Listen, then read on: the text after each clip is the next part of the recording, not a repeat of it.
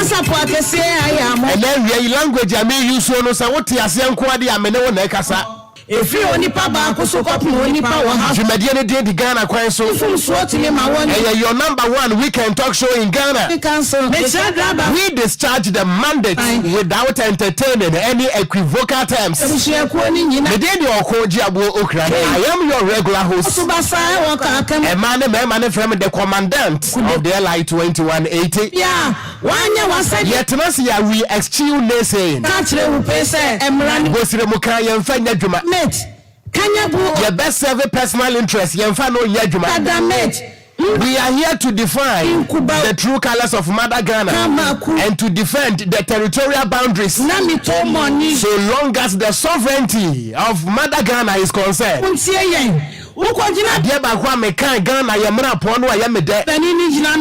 The preamble was it the sovereignty of the Republic of Ghana resides in the hands of the people.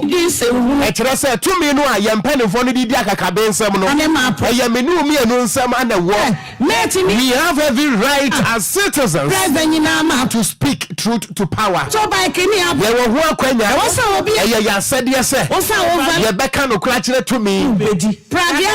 Eya no kura se emra no watchechiri the two many maya enu ntia kasa yi wonu mu a epe political positions wonu bu nkotodwe e wo Ghana fo nyina anim no e pa mo chewo e sa petu many bi we kire se wo Ghana ni no you are the custodian of the sovereignty enu nti se panini ba wani mu a yakokodro bisanu se binyansa sam bisanu se medi two many man won dia na wode mabra boy ye medi two many man won what did you do to my life and policy ya wu here ana mpanifo de ba ye mpanifo tenase ya they have nothing to say ade bia ni hono mo ye mpanifo nya kwanya gina so a wo mo ka etira se ye ba no de ye de ba amaka nkwansia eso atini na me pa che wada the primary definition of a leadership and say a leader,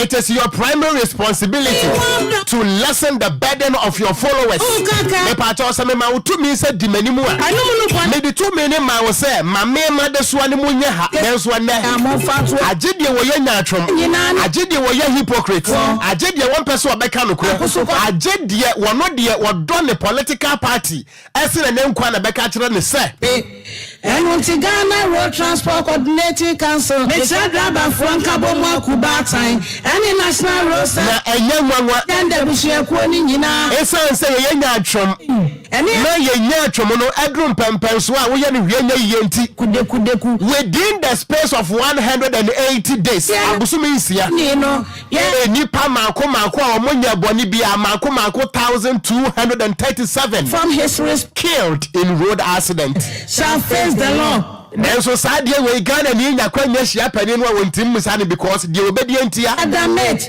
wo de mo yafunu na ti wo mari mu ba Ghana Kwanso Jumadi atena se efiti sabre kwapem se nonumu ebebo. We have nothing to discuss than to tell the truth and to dispatch our mandates, and it is not incongruous with the laws of Mother Ghana. The laws of Mother Ghana, the LI 2180 and any source and our references of discussion. Facebook also Ghana Kwanso is airborne. DJ Afiba na bomba chire domo yi se wu fra so na ba bisa ho asem ba ko pe se wa nkwa so so te samia bisa ho asem question ba ko pe driver bisa ho se kan kwansia no a ade ba chi ade besa ye kenka wo mo awuo ye kenka wo mo nsa ate no wo ebeduro so da ban efrisa me ansa na kwansia da beduro a mewura studio ha no na me Okogyeabour me din ka besa me ho se what is me car no me nibi I am not driving anasa me bedwuma me for trotro and am for taxi aprosifo e da kakra bedi me ho no na maye boat and na maye yango aye wo shankani na de me nam so the question is afa motorbike aye wo shankani na ebekumie anasa dua na ebebu okumie if I am able to ask myself this question mosumontia mo mpanimfo na Ghana ni osubisa ho sa dia emra no obi ho no mo ananka ni wo nya no so aye wo shankani a wo ya indiscipline na ansa na oshankani beye indiscipline no oh my god na wahunu say the law enforcement agency the Ghana Police Service wonom eye porous ansa na driver ni beye indiscipline e wo kwan so no yes na wahunu say Ghana Police Service wonom eye toothless ansa na washankani e beye indiscipline no na wahunu say Ghana Police Service police ni awogina kwan so no wo pesika ne say nipa be wu. This is the correct interpretation and to the reason why Ghanaians are dying day in day out without any proper solution as a 68-year-old country. Yes, I'm yet must ya be kan okure ya de Ghana mra be di nkomo ntie mo mfani mfo mate afi me pa to fa camera no to me so a me dance mo beti for yes mo wo beti me do adwempo ne nyina breme oh yes ramo ye be ma wa kwa aba na ya mo akwa ba bia mu ya beje wadwenkyere na tom e wo Facebook no so Ghana Kwanso is airborne DLFM 106.9 wo baswa abakoso kopmo wadawro ma we no enye ohye ne mom adesrade na mede to wanim se aya na wa share page no so amame wo wie so ano like page no amame wo wie so ankomo aye die no bomo ade say your comment no e be fall within the confinement of what we are doing today ene e ma ekoso ba so adwenkyere ne bra me na magi atuma kenkan dia ma wo dia manyosem ba ha no mo a yen kenkan if they say we are not political commentators it is devoid of partisan politics responsibility name say wo ye pani na wanamo no awutu me pacha o ene Ghana mrei ebo bra ye de Ghana mran betoto ho ne ya pensem eno nkyere se Okogyeabour ya amanyosem asinya fuamu so me mpene fo amenu amodi dwuma e ofia ha no pansa wo faka they start their mandate neutrally neutrality is the hallmark of our discussion. Let me repeat this statement. Ebia amanyosem to me a wupenti. Se wunya kwanya ene Ghana fuohia. Na won samu a obekeka no. Se ebi any road safety enkwa ye bebo Ghana fuo nyina mane na ye nka no se ye kan keke nemom ye de Ghana mra no bedi nkomo. Enu nti ene ye de Ghana mra bekasa. Me pacha wo ye Ghana ni asem we enam Okogyeabour so firi se kan kwanhia no enkum nsam training kwa se wo ye Ghana ni na se wo tie me na wie yi a se wan kasa road accident ebeche kan asayu se wo ye Ghana ni na se nei wo dia wo do political party esne wo man no ene wo nkwa ese wan kasa wo mo a ewuro no wo mo kwa so reche wo no mo a yakenkan wo mo se wo mo wuo no 1237 Ghanaians na wo ma wuo e wo kan kwansiam abusumi nsianie no woti ka mu na me pa cha na wo no do MPP cheo anas na wo no do NDC cheo na wo no do CPP cheo wo no edokua donko anigum na wo mo do sa party ne cheo a woti ase no enunti enawia yi political spectacle no to form sietia so ni ani nkomo ye di nkomo wi a sa akofa na se bebo wa wankasa wasem wa me di Okogyeabour Ocran anya sadia emra kwasi ada bia no bom ya bia mane se Ghana Kwanso yetena se no me nsa kwapem se nomumu ebebo mene me mpanimfo won mu wa abene na mfa ne ntema pemfra eba ahyenka mu misrem wo se wo hyenkani be ma nani ada ho ebusuya we don't just criticize and we don't criticize to break we criticize to build the corridors of Mother Ghana and we strengthen the mandate of Mother Ghana. We make the laws of Mother Ghana superior than any other political interest. DJ Afiba Nebo Machire Domu. And then we are with me no one I am extended an external executive producer. Yes, my who say piaga message ewa ha making kai ewa Facebook no so ama. And then my name penning for me and Sunday bedding come up. As usual, Chairman Clement Ampedu, a national chairman. Emma Bok Tanker Drivers Union, Chairman Pedu Betanasi. Sadanso And one of my gallant road safety advocates, Kennedy Nana Okogyeabour Ocran so enche na watena say. Ghana Road Transport Coordinating Council. At the same time, no, and yewo yenia masha bobobi e ofia ha. Iganda bushekuo ni nyina yasamira sisu ken. Eni ema kwaso basa waka akamono yebe yefri wodeku. Driver ni meti bia wanya wasadia no wani uhuni no ye ka kire wo pese. Na yem papa ne wono so obebo refia ha. Who does not? And aye ne first time awura ha. And breastwear. The din e de masha bobobi. Why a member and I feel no aspiring president at the Association of Certified Driving Instructors of Ghana. Yeni anonso abawure mu ofia already seated. Ukojina baabi ani. Yeni no bedi enkomo. Nasa driver ni nyina no afawa. Muni ni nyina. Me manyo na kwafam no maka asem bi a kire Ghana fo. Ye bedi enkomo na asem no eye simple na eye tietia. Ade no a esi enra no se na enya. Saa de kro no esi enenso a enye. Ghana fo ntie miye. Wono mu a enne ana wo mu tie me no de wo mu nshada entemase na emom Ghana fo a atie me for the past 8 years me peke anasa me take mantle as a road safety advocate me ya madwe say me ya adwuma we aside news no de wo mu nim de America you both political divides wonom ete de America yase NDC fo ete de America yase MPP for also to the American say na ene me say the na enye last year no sa afi esia enye ye bedwam mienu say pain ye de Ghana mra ana ebedi nkomo na nye Okogyeabour na ebedwam eye Ghana mra ana ebedwam enye obi asamwa me can plain say Junadia way personalities are not our interest. Personalities are not our focus. Name the doings of that personality. Asam no nipa de beka no. Se ebenye nsunso wo man ni nyina so na se any road safety enkwa. Forget about the political stance of that person. Ya de Ghana mrebedi nkomo efiri se. Me manya political science.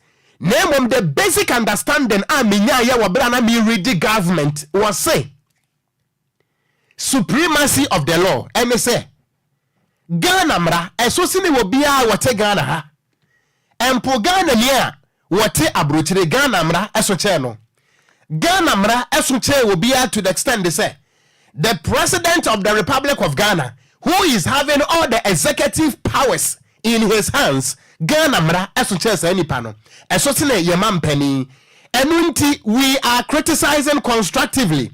Not to break the webs of Ghana, but to build the corridors and the webs of Ghana.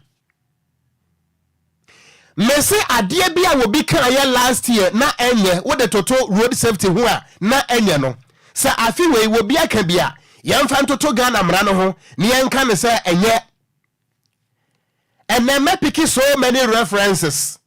Na me ye sure say me pick those references no a Ghana fo a enim Ghana Kwanso. Ghana fo a enim the stance of Okogyeabour. Ghana fo a etie Okogyeabour from former stations ebepem nano de omunim say asem we ampa Okogyeabour kan na ye betime nso ama mo reference amoko amobetie ni pepepe me come from the point to say Yatro LI 2180 Yatro LI 2180 na Okogyeabour ni parliament na wanya manase bedwani ye ka sai manya manase bedwani Ghana fo ntie mi yo ena wiehwe na obi anhye obi atade bet sa wo pan bana se bi efata me amagi ahye problem bi ani ho bet enukura nie se obi ye pani ohun obi ye leader na leader na namo no awotu no se ebetimi enya nsunsanso wo me a me di na chi no so na enya nsunsanso papa ka o Ghana ni ka me reading book bi a Nigeria ne na tro ye friend Ola Rotimi book ne ye friend The Gods Are Not to Blame. The gods are not to blame. A Nigeria ne na tro ye friend book no The Gods Are Not to Blame. Ye friend author no Ola Rotimi wo say emponchirani esan lie emponchirani men kan brofo me de ba twi no obi atiase wo say emponchirani frogs se wo mo san lie na wo mu hurihuri ko na de odi animo no ohuri na so oto amena mu a wo mu a edi akire no wo mu tu wo mo hofo se emponchirani omu hurihuri ko na de odi animo no ohuri na woto amenemu a womu a edi akire no they take caution womu ya hweye me pamcho muntie mi you. I can say this and I can maintain the position say Emra former President John Dramani Mahama can say wo be legalize Okada Ghana for ntie mi ye nya manyosem na emom eye road safety me say ansam no say nipa ne ka na se ene Ghana mra enkwa ye be chirechire mu ye de Ghana mra no be di nkomo ne abisa say ansam wo nipa ne ka no ene road safety nhyehyɛ ye no etesen ansam no nipa ne ka no se ene road safety Ghana mra pon no enkwa na se edin sunsanso obone beba eye yansadia as broadcasters yesese ye kan me pamcho emra kane mampane John Dramani Mahama ka say wo be legalize Okada. I was the first media person to comment publicly on air na me ka say no and someone wa penina kano it is incongruous with the regulation 128 of the LI 2180. Na mu amuni emra ne bie no regulation 128 Okogyeabour Ocran so otum na wo betresie.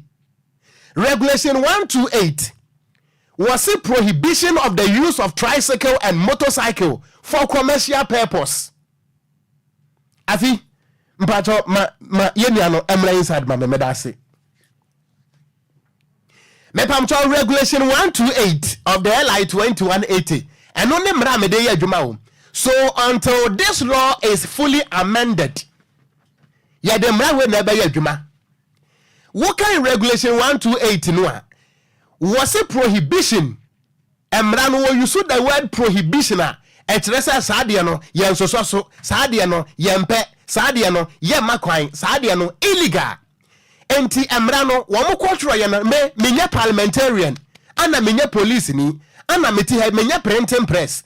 Enti mpanifo control emra no ana wo mo say regulation 128 eni kwan say ye ma enipa bi akwan so oye oba so oye bema so oye tenten so oye tietia so oye kokko so oye tuntum hwene ya masa enipa ne kwan say wonfa moto ane na ye mienu anade ne na ye miensa ye ma ne kwan na wonfa nyadwuma enji sika commercialization of tricycle and bicycle for a commercial purpose. Ghana mra etia enunti se wo Okada rider na se wutie me na wie ya Okogyeabour mentan na emom eye Ghana mra na se menkanti no se wo wabufuo bi a Fewura Jubilee House se wo wabufuo bi a Fewura Parliament Okogyeabour ntan Okada ni bia na emom eye mompanimfo na kotena se se moduma no amoya amusi mudi moto ebefa nipa gisika Okada no eye illegal enunti moni wo bi a wo no mu wi mo nyina mo yepe.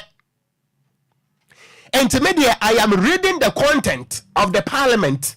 Eye media Ghana mra na making kan. And muntie mi yo. Sa bra no aye passe sa mra we no. Let me state my stance again. I am not doing partisan politics. Nemo me the Ghana mra na edi nkomo yi. Emra yewura Mahama yusu sa statement no say obe legalize Okada. Ema wo mo bo ho nyum no. I was the first media person to combat that statement on air publicly. Sa video no edaswada ho se Ghana for person wo mo hwe a wo betima kwa hwe they will know my stance and they can define my position on that statement.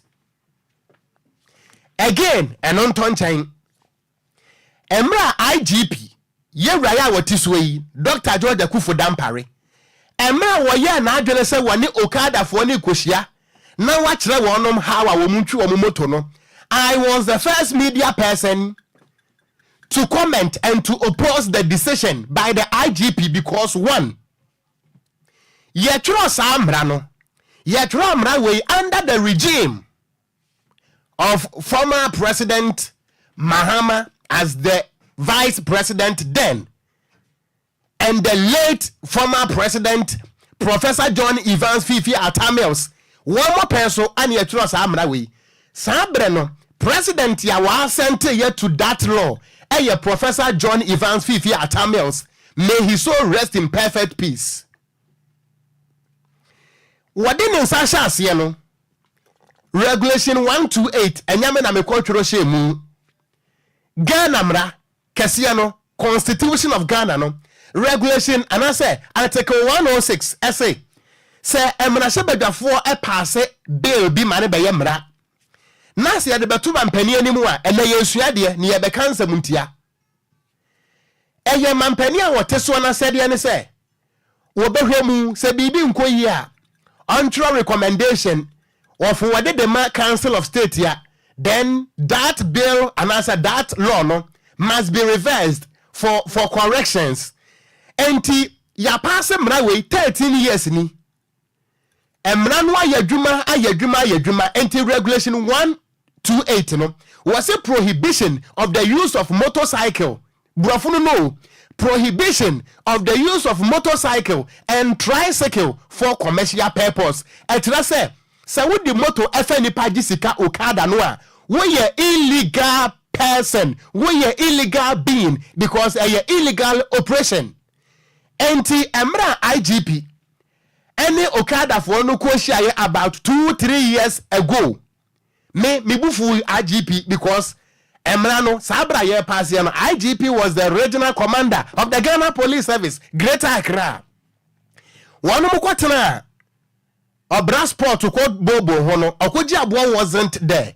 Ana muji tu mu se wobinu mu wi ayenche no enu ntiri wifo ete ball asokura no mu a police service mo ho hapa se na ahomache mframa motime kwache saa nipa no adaye a wonu mu wi sebi ote ball aso nu mu wi mo kwache no ade na ade no eye illegal a obi ye dia enye illegal okada fo pie no aye manyankofo enu nti minya course every police headquarters o me ya menamfofo o mo fra me oko de wo ka no no kura pa mi modin sabre no why ade because anamo bi wo hon mu a enya enu nti woko why ade I had this course from my friends wonom ya police fo wonom ewo police headquarters mi modin sabre no IGP2 sa na mo no mechanic plane ewo mframem say IG on which capacity as a Ghanaian ana wugina so a wona wo kwa kire okada for senior wo monya wo madwuma because Ghana Police Service mo nshamra Ghana Police Service you enforce the already existing laws of the country anti ana regulation 128 a police for penny 40 mubi ana e pass emra no say ene kwa se okada anase moto ye defa nipa gisika na ene IGP etime akwhia association of okada riders ene wo mokwa akodi nkomo entimi busa no wo ema police ni bi na wotemanim wo sere ya aka se woko question bi de otim bi se bio question busa ne se IG ene identity na wo nkwhia reef wo no na wo ni reef wo no so mo no timetable as to how they should go about their smoking. Moka ask question we. One more I follow me for past 5 years. They know what I'm saying. Maybe sans a question we know. Share minya course bebre from both parties, NPP and DC, and some of them name na cry yesterday. Almost wako what bisa asem. One more penokura. This is the statement omuka kire me. Emra former president Mahama ka se obe legalize ye no mene no de face wo mframamu a ye de Ghana mradi nkomo no minya MPP fo mpanimfo a wo mfra me wo ko wa ya de pa You see, now we move free sadia no ensesa asesa and na ye beka bi akyere mu ye de Ghana mna bedi nkomo Ghana for NTS asem we ye de Ghana mna beka sa muntie sa statement we drivers for ha ye nyina ye drivers and ye drivers licenses no every 2 years we are na expire and yes sir just oko DVL biom eco renew aden me say yes extended 8 years, 10 years, let's make sure you can have the driver's license without having to go to renew it every year. It doesn't make sense. 106.9. Ghana for me sama mo akwaba. Me pa mo chowo. Ye de enya manyosam ne ye. Nemum prohibition of the use of commercial tricycle and then bicycle and motorcycle for commercial purpose. Na yesi enye me pamcho asamu ayewura kan obi bebunsa say Ghana mran sesen ye be kan regulation 31 of the LI 2180 me pamcho asamu ayewura Vice President Dr. Baumia kan ewo nsunsanso ewo akwansia so whether advantage or disadvantage ye chire mu a ana mo behunu ensunsanso no ebetima ye nsunsanso papa ebetimi nso ye nsunsanso bone na mom say ye read the position of the laws of Mother Ghana mo behunu say sa statement we ewo nsunsanso papa ewo accident so anase eni nsunsanso papa. And I am not here to preempt the consequences of this statement. Name of Ghana mra enkasa enawei. Me pacho wokan regulation 31 of the LI 2181. Etifinsem was say upgrading of class. Me pacho Ghana mra ne say wo hyenkani bia no wo mfinhia mienu a wo de bekwa akoye renewal of your driver's license.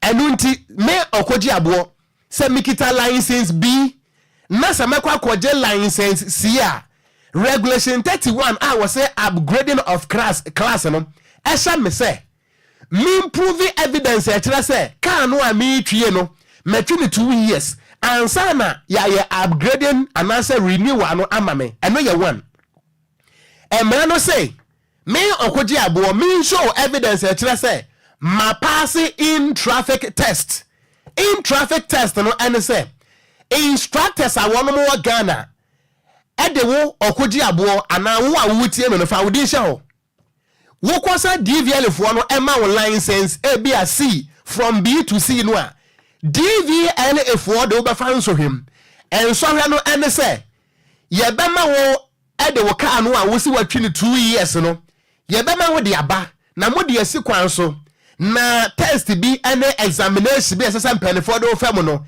ene afa no in traffic test ye do fam na sa wo pass ya me pa chaw ne ya renew amount. And again regulation 31 a demand on every Ghanaian, on every driver say ansana ye be upgrade your driver's license ama wono esesa we show evidence e kire say wakoye wo eye test na wo eye test no wo pass it na o qualify say ya upgrading ema wo efre say enipa ni de chimato obetimi aba enipa wani kosua no enho at any time wonim say ye ka say ye wo driver ni bi wo hono a nani onhu ade 50 meters away ye wo drivers ni bi wo hono a wo mo anhye space ya they can't drive. It means say nipa no wo defective eyeballs, say nipa no wo defective sight, nanso say nipa no wo da so ate steerchi air drive 2 years enso ye ma onko DVL ema DVL for ehun say wa pass eye test anaso one pass ye no say nipa no what is steerchi ye ka say obi ti steerchi say we space say sia no a wo hunu ade biem obi nso ho no mu a on share space na emom no wo ka say on point ade 50 meters away wo hunu as a driver. So such person no say all drive here me pa che wada eye incongruous to road safety. Say ni pa no say wo drive here ehu ema me amenam kwan so as a road user. Say ni pa no anani enwa de ye no a what is tie no a wo twika no say nipa no so wo drive here emfa ho ne how careful me Okogyeabour me drive here say nipa no we dangerous because wo hu ade enti anything can happen enu nti muntie ni ye sa review no a drivers enko ye 2 years no bebre no akura sa feli 2 years pe no bebre no afeli because there Okwa driving school any entity ya de man no up to now 2 years ne wura fi enu nti wo si Kwanso a zebra crossing ne wura fi asetere enu nti wo betwam e wa bra nkwada etwamu ne wakum nipa emra no ka kire wo shankane se udru baby a eye nipa mu a udru urban areas ya reduce your speed to 30 km/h nanso o shankane no 2 years nie ane e kan sa asam ne kire no ne wura fi enu nti wodru nipa mu asabre no ana wotia so enu nti na within the space of 180 days abusumi nsia na yakum enipa 1237 so enti enfinsia me nompo Ghana ni driver ni se na wura video so ya me pa cha wo enfinsia du enipa be wo Ghana ni prepare ya kan plane enye plane fa obi beka say oh now said the LI can be amended. Okay, you can amend the LI, that is the regulation 31. You can amend it, but you cannot amend the site of the driver. You cannot amend the site of the driver. Enti emra me this idea we to hono. Emra me posting wo social media. Minimum penninfo a wono mo frɛ me. Me na me post to ye on me Facebook wall. After that no penninfo a one friend, no, one you also raise a fantastic submission and a good point to say no. 2 years it is dangerous. 2 years nekrano dangerous. So how much more 8 to 10 years? And this was shankani equajina driver's license make it an some one won't call in traffic test, one won't call eye test, one won't call BBA just a 10 years. Ghana ni prepare. And then I say Adiano sebisi last year nanya afi sebisi a enye depending on the position of the laws of Mother Ghana enye but I am so disappointed in the so-called duty bearers in road safety. I am so disappointed because woman politically they are in bed, invisibly they are in bed with those political people and untina as this statement has been aired for close to 2 weeks. None of the duty bearers in road safety, none of them has come out. But yebusamu Ghana ye problem ba ko pane ayentrechre. When it comes to road accident, problem no ba ko pan ayentrechre. But the question is, washankani a 2 years bia kura ye kire na de 2 years bia okọ review no. Eno kura no wase na wura fi Anunti wokum nipa. How much more 8 good years to 10 good years?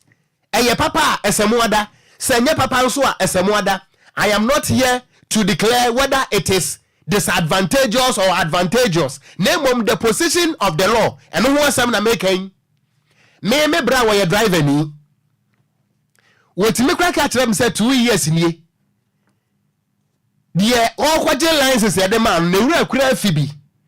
Enu nti sene akwada wo ko school a wo sua de abosome miensa na yama 2 weeks say a review week no akwatro nso hwe no na so still akwada akwada ne fedie no the same thing and was shankania yama the driver's license and it is the demand of the regulation 31 say a 2 years bia enokura no minia pani masha bobobi ewa ha wo certified driver instructor obeka munsa mo akere wo obeka akere wo say drivers no even 2 years they still fail and until accident ya dos we so how much more 8 good years? You see ye betra yem panimfo we mensa da mensa yem ye petumi a enye bibia na sese ye de ya manyosem because road accident is dangerous. It's very very dangerous. Very very very dangerous. Whether the legalization of Okada, it is dangerous. It's dangerous because Okada for no yen legalize ye kura no monko MTT the headquarters na monko agi data no na musa say within the space of 1 year Okada nko akumni pasan moto ekumni pasan ade no yen legalize ye kura no hwenipa ewuo through moto sa Okada no last 2 years ana Nigeria the commercial points of Nigeria which is Lagos and Abuja wonom atro mrase womo abane indefinitely they have banned the operations of Okada because Nigeria by who say income wa Okada no de bre womo no it is not up to the number of people dying through moto and until wudru Lagos was say Okada nyadwuma wudru Abuja Okada nyadwuma e ho na free baye womo po say dabi enipa no a ewo no it is more than the income the country is amassing from this operation and until we should cancel the Okada from the commercial areas of Nigeria. But Ghana there amanyosem ya the bibia ya amanyosem and I said and I'm saying it again. Sanenya last year I feel so enye but it is up to you as a Ghanaian to decide to say me nkwano me the besha hwansem. Me dey the Okogyeabour Ghana mra na ekasa nyame na metro Ghana mra no na mini ho enu nti se bana senya near the Ghana mra no adi nkoba busa se ade no what is the position of the laws of mother Ghana yempani fo ya wo mo bo ntoai both parties won te se wo bia kasem bia se wo ba de wo be ya ma accident so atie nie de nipa na epe so wo de benya vote nko na waka fine no de mementi raw de ka na mom de wo be ka na yatibi na se ene Ghana amra na nkode a ye de Ghana amra na betoto ho aprokuma egu nhyiane mpo ene ye pe kuma kwaduoi na beso abirebra Okogyeabour Ocran offentem from dentembram a o mene soro akokwa ampanyini sem awampampam mu na ofiti krotia na ne ho age afiafiem Okogyeabour Ocran waba tenase na amansan etio Okogyeabour Ocran fashim yenko ebusuan hwa obere no a no miensa bo apa wo sema no aduanan enan exactly 44 past 3 media de Okogyeabour Ghana Kwanso eni wo ba ye Facebook no so a wo betim do message ato ase mekenkan ediamawo Bart Smith ese dwumade no live ewo Watford ewo United Kingdom medance papa ana piaga wasi good afternoon Okogyeabour I am watching you live edi free achemo safo in the eastern region mamenko studio B na mema minua masha bobobi akwaba senior akwaba yo minua penyi medase yeshia na ache as a nansa me movement is in and out of Accra and I'm studio Hanso and then me first time I'm around well raha Hanso ye fe ye pa why are there yeah that's say asidani adwuma radia DLFM 106.9 ebusuan ye nua masha bobobi member ye ka say there I still see him as a member name were the aspiring were one of the aspiring a presidential candidate on and no ko nyama share na pa ka sama kwada meka untime fa hwensie mi wa ha enti ye ka say we member Emma Association of Certified Driving Instructors of Ghana we member nemom we one of the aspirant one more presa to me say one be national president Ama Association of Certified Driving Instructors of Ghana he is one of them your friend Masha Bobi akura asumdwenka obiem yo midase me pacho ye ka say obi a certified driving instructor we nipa ben okay di kan ma me fan sha ke say koma ye tie for ne ahwefo yida so ye ka say obi a certified driving instructor na say obi a what drive for some time oko school so kakra now once I call school adi chiremu or driving mu enti anu no DVLA any Ghana TVET for no and fire course school or sa ntiti enemu okay enti e be training or the we are say trade driver for ade se na be almost be sua driving asian ye enti first and foremost no say who wankasa no who name driving answer not less than 3 years okay and I feel so say o class of license no I am more than B, so from C and above. Okay. And then at least your educational background should be from HND. And aside from that, no, we call driver instructor training. Okay. And no DVL is in charge because DVL is a regulator of the driving school industry in Ghana. Okay. In terms of driving vehicle in Ghana, no, the DVL is a regulator. And so muna umudi ebe fantiti emu we are project work and attachment or training school for about 3 months. Okay. The industry work no. And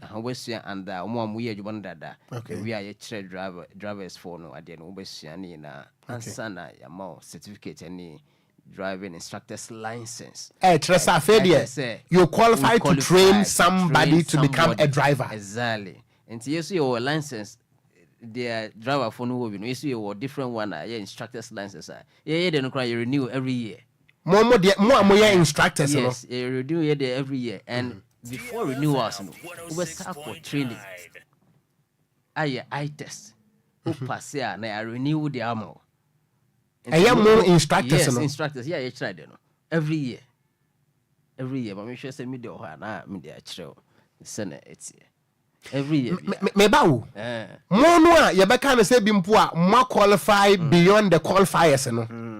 Mono ye mamo echo for renewal of your driver's license. I mean the instructor's driver's license. Ye mamo ko that renewal no every year. Every year. Mono amoye masters no. Every year. Every year. Mpacho this a producer boy. Producer mo na mpacho jema me kakra. Mpacho producer beje na me di akere. Enti mono as the drivers instructors no. Mono mo was special school amoko. Na mo kura mo license na e di amamo no. Every year and amoko for renewal. Yeah, every year. Okay. So if that is the case there, mpacho tie statement we me wi amebusa ho asem. What TV Tie me. Me ya mebusa ho asem. Mpacho me ba sisi ya. Drivers for ha yenyina ye drivers and your drivers licenses no every 2 years we are na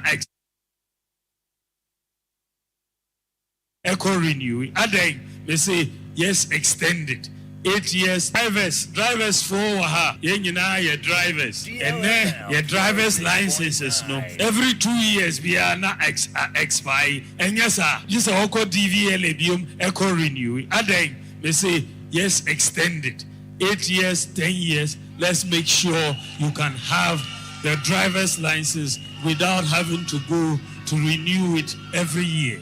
It doesn't make sense. Your desire is to share no eba. Masa. Yes sir. Mpacho o camera no metime the way natural camera. Am I dom na hwe? Mami face here. Personal details be on. That's right. Me friend answer. And to bet me about so. Yes. Me pacho de kita me esro no say driver and vehicle licensing authority, that is DVLA. Certified driving instructor.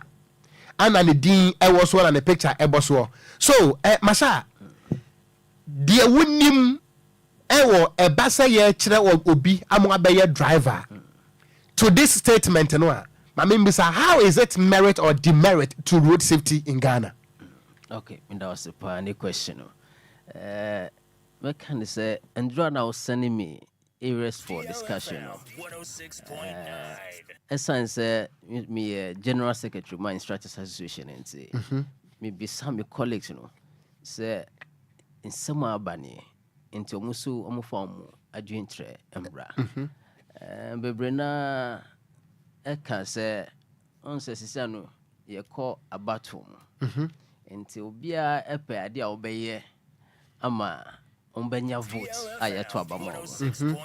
But from the professional point of view, all the views that I've gathered, including my own opinions, there are advantages and disadvantages for this proposal. Mamifa advantages ni first. advantages of renewing driver's license for 8 to 10 years. 8 to 10 years. Okay. My mommy bought advantages no first. And some of my disadvantages. Advantage one is a very reduce young drivers no. Yeah, burden in terms of cost. Once every 2 years, over 2 years krasana. Yeah, renew more. And that is one advantage. And it's 10 years there. And then over serious kakra. 2, and it's a very reduce the stress in terms of the processes. On say every 2 years, over renewal, the processes to go through the stress and all of that. No, you have reduced that also.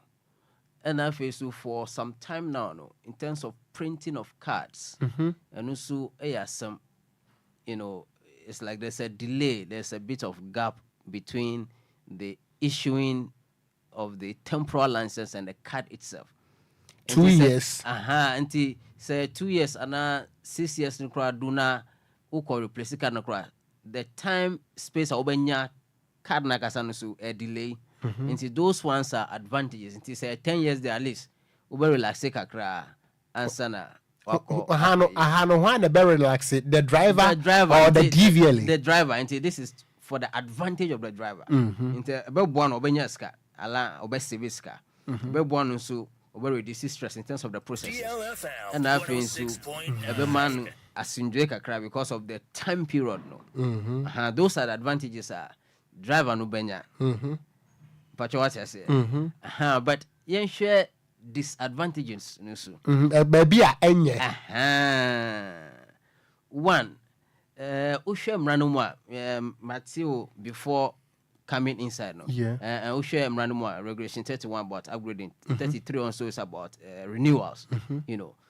And no mranu say before you renew no, you have to go through some basic tests, eye tests, and then evidence of training.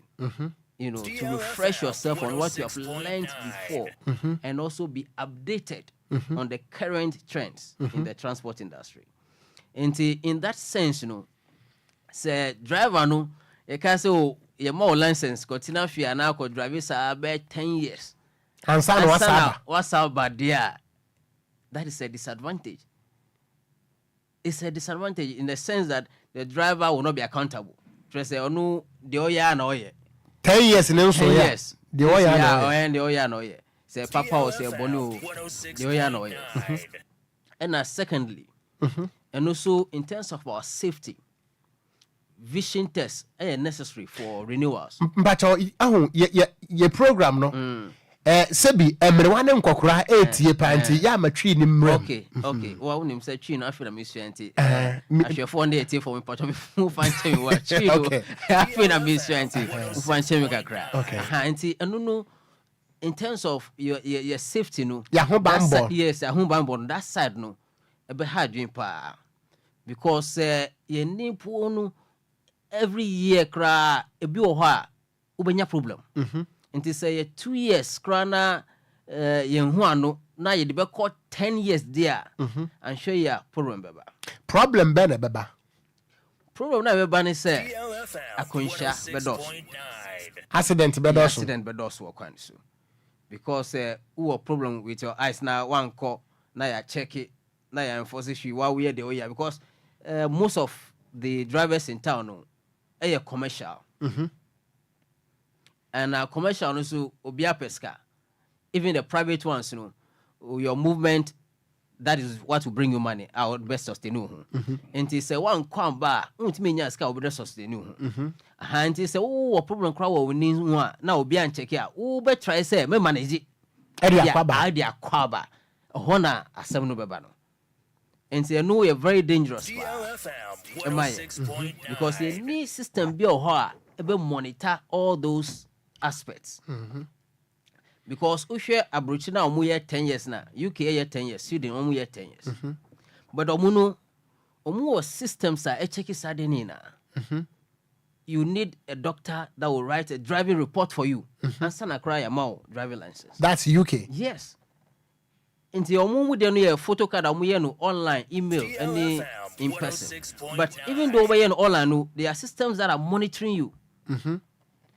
And sir, we are drunk driving and I ukonum sana u driving a chiwa ye be license ni free nsem u speeding na camera chiwa ye be license ni free nsem nti no systems no ho a monitor but ye systems ye nya integrity systems no ye yes a Ghana na ye ho so ye nya ndu ho ye okay nti say ye put systems in place now ye implemented this duration for license there the problem na bebre and yes yes and share a honum ye proposal need there and shed and ye bad because my can say advantage kakra wo but system now say you put in place before that proposal no be ye adwuma no anyhow and the problem no anyhow until ye nhwe ho ye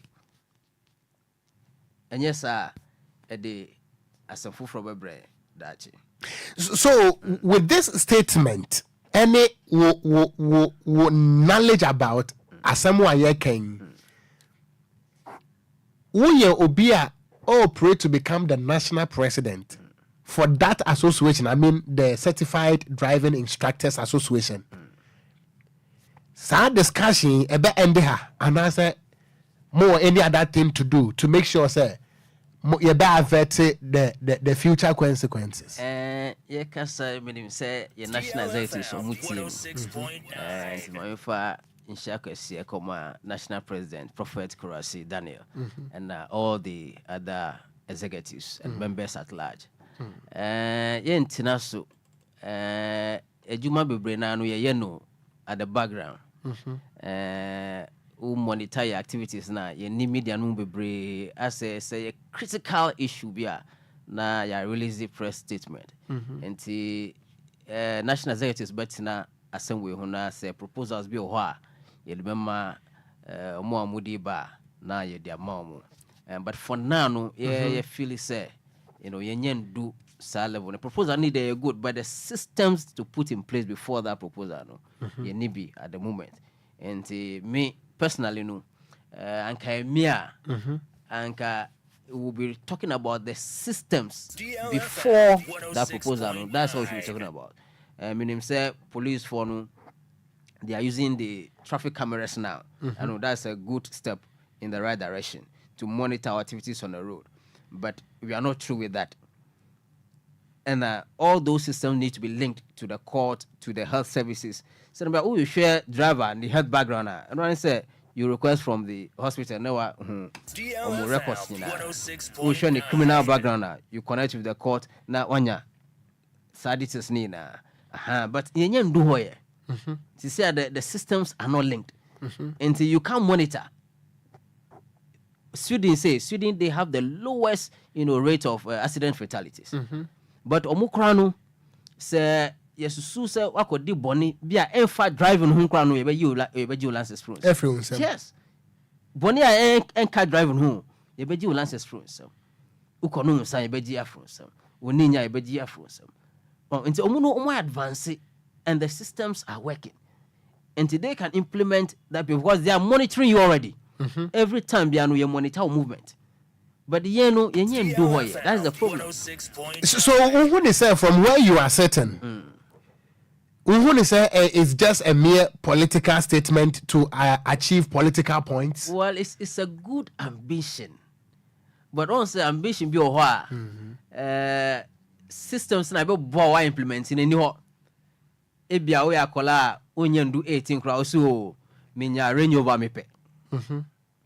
But so papa to region over na ma okra na then all the be untimi nya license untimi share because man no man kwa unyi ye de ma okra ba ko crash region over na wase ka no I show you kra na wan kasa no kra wa pra ho ana wewu and those are some of the things and the ambition is there but the systems to implement is no any Mashama membusawo the official report to road safety together with the MTTD at the Abraying the certified data and they say within the space of 6 months a nipa 1,237 ana a road accident over 7,000 ana a prepara. That means on average one more ewu no enipa 7 and from the start of this year every day enipa 7 ewu.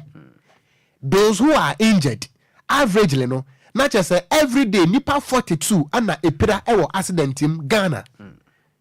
Looking at this statement, any baby a Ghana yedina what would you expect from our leaders when they mount these huge platforms, so long as road accident and road safety are concerned? Yeah, thank you very much. I think our leaders should be guided by the data.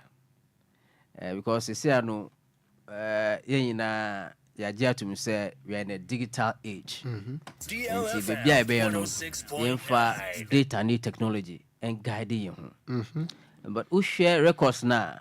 It's not too different from the records that have been coming from over almost 10 years ago, from 2015 up to now. Every year, is 2,000 and above that dies, and it's half a year now, 1,000 plus. Definitely, if we end the year, it will be more than 2,000. And I mean, it's not reducing to the level that we want. It's maintained at a certain range and fluctuating within that range, 2,000 plus, 2,000 plus, which means that we need to do something to reduce the figures. And it's implementing policy bia ebema accident no across road there, and they say taking a second look at it. And yes, emboy as a nation. And the message inform say some political promise and umbejina campaign platforms so I'm a promiser. They should look at the other factors. Promises no a bit me are good. But sir acadian abe boa sa promise no aye juma say ni ho a sa good promise no a better than bad am I. And see, those are the things that we should look at. Ususu sana nkeze say bia nkoye extended consultation, especially to mo amoye certified driving instructors. Well, I mean, we'll be glad with that. But and yeah, politicians bia now, with the policies, but we extensive consultation. Let me issue this statement first. Ebusuya wonim enkomo no aye die no personality be enye the focus. Masha anya sanete. Yes. Mbamcho omu amuti no Ghana no ho. Ye more political than even the politicians. The OTA no. Samre were redia who said no nipa we in free her we free her. So with all due respect, personalities no enya yen target. Name the steps and the actions of the personality no. Near the toto Ghana mrana ho. Enunti in my preambles on me can say last 2 years, 3 years, or 4 years before 2020 elections, Yewra Mahama promised legalization of Okada. You punching holes into that, and Ghanaians were clapping.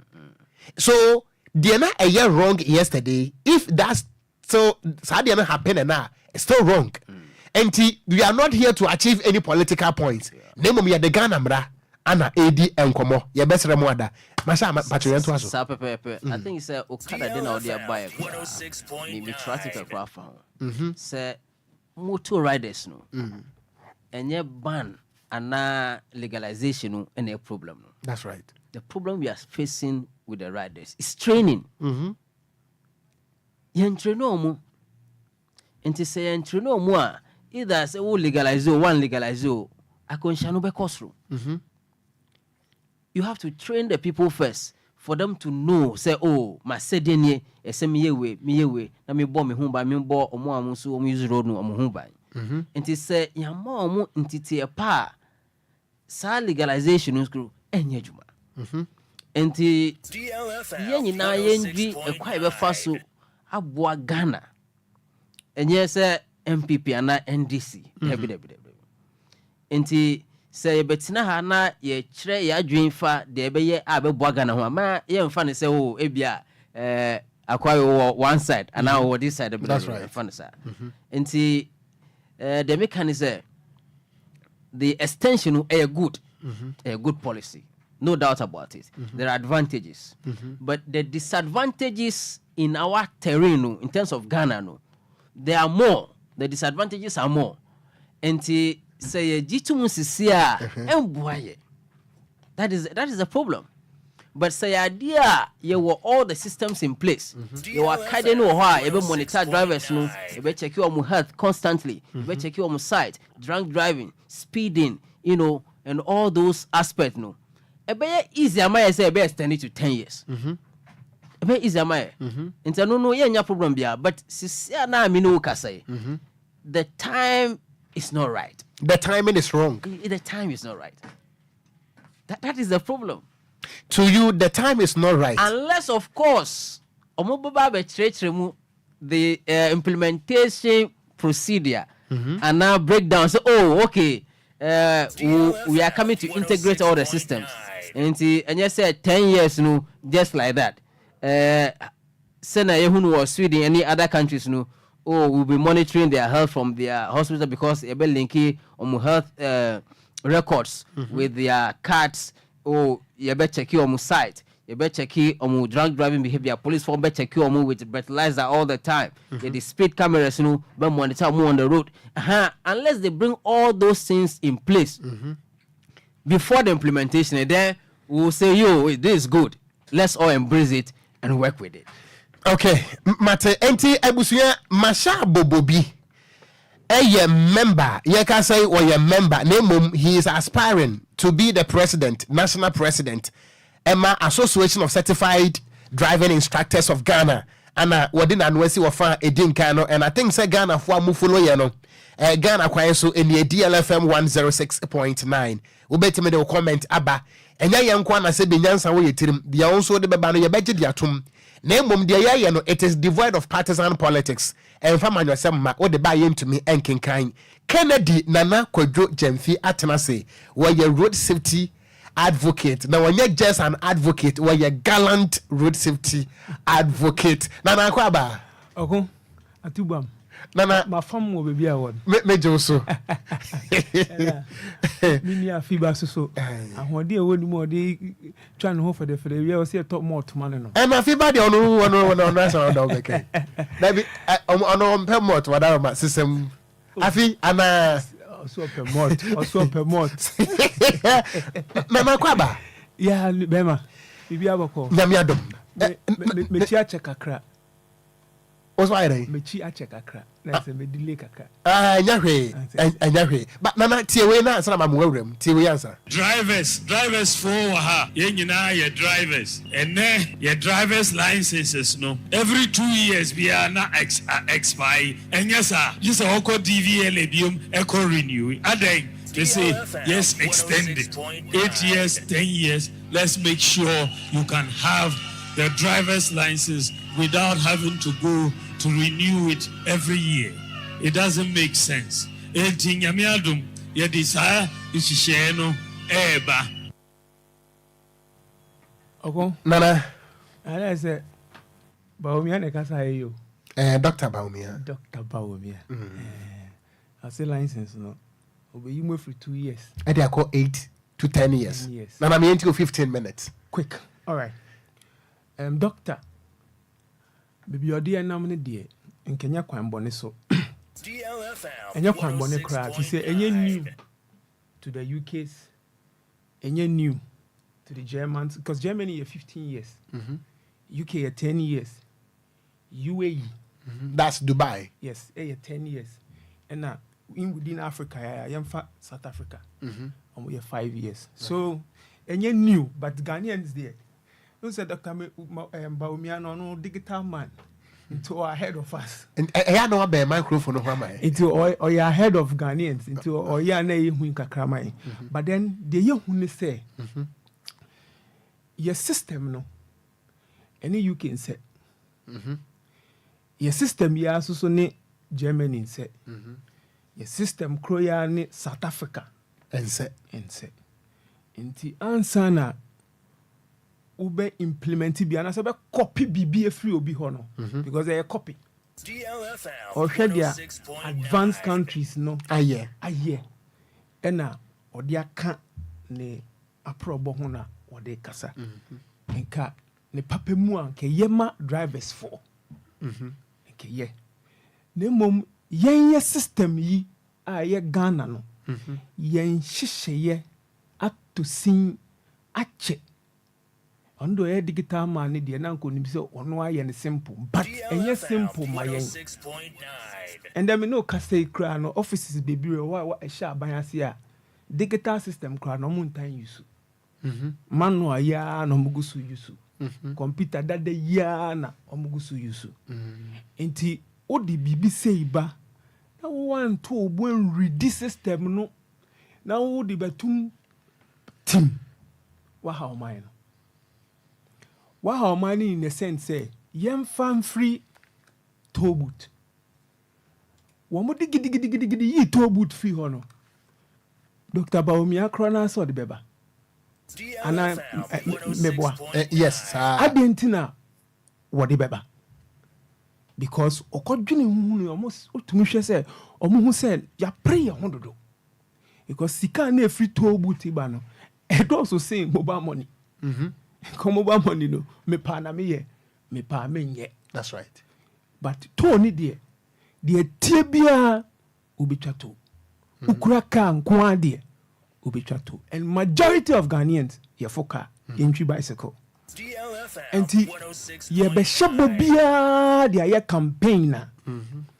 ye da yesum yeso a ye ne afoforo bi so nwenwene ho kakra that's consultation exactly say bia oko madam funi wo na me pese me kam di bibi say be hye Ghana mranim odwene ho sen so se nipa ne do na se enye he bi ne ye obi ono oye he no didi we chikeke no or the pe fans but odo pa ono so de ube ruade bi mu a wadwene waka cho se gina ho ne ye nwenwene ho ansa the doctor de ba no Ghana funti ewo holiday enye new misremu ewo UK ewo Germany there 15 years intino ewo holiday na obi beka se ade na Ghana de ba ho be yehu UK system no before ansa na obe register enti se ye ha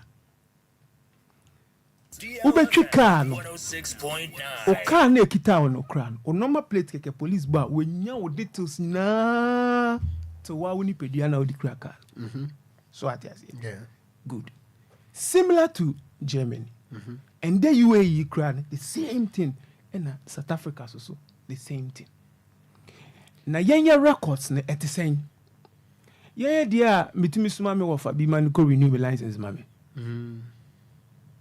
yeah dia yo goro boy system obitumi beji ko renew mame so you were heavy dirty duty to work in within our system ye wo dwuma ye it is say dwuma no na I was thinking senka obeka no obi etia na so say ye wo dwuma ye ejuma ni bi ni deanye ye license system na nkasa no we need to find a way and clean the goro system senior Dr. Baomi Ocran can say ne the digital system or the buy ghosts have lost in the system no send an kind be the ghost ko pay because of and they obi me hu obi ni ne card okranti so this is one of the solutions he have solved to clear gold system so obi ni net nasia they can start from there and then future he can propose that to Ghanaian so who they say when a like consultation exactly we yan kan keke DLFM when we say 106.9 Ghanaians are already stubborn and a stubborn child yem bono and yen tuni for keke but yem manuo maybe ekoneni na what they no actually ne say we any sunsuanso a ebi film aba na osua ade film so the type of system no he needed to sit with a whole team one for more or more have concern about driving system expect for more we drivers trainings license office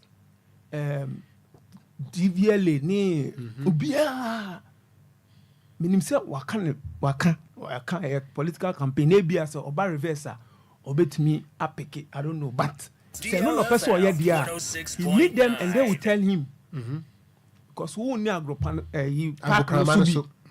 and they won't you don't know they are challenging and what they are facing who do tum boom what do my trotro for already the trotro drivers we have a problem with them already